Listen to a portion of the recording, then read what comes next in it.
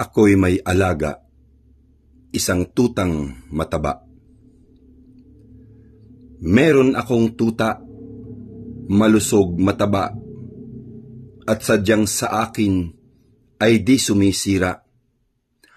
Ang ginagawa ko kahit na masama, siya'y nakangiting labas pa ang dila at hinihimod niya maging aking dura.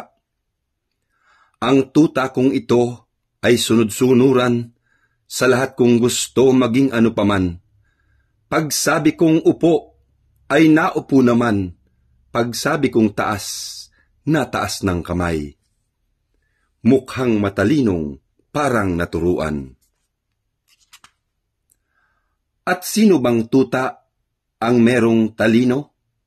Ay ang tanging alam, sumipsip sumuso. Sa utong ng kanyang magulang na aso, o di kaya namay sa dulo ng kuko ng kahit sino pang nakagis ng amo.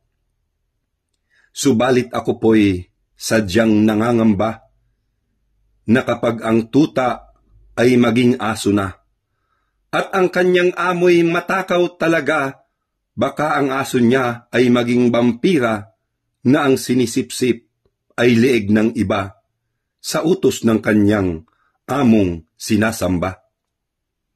Ganyan nga ang aso, dakilang kaibigan, ng sino mang taong mahirap mayaman.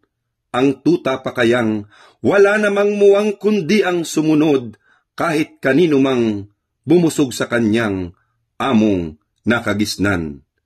Masama't mabuti sa kanya'y patas lang.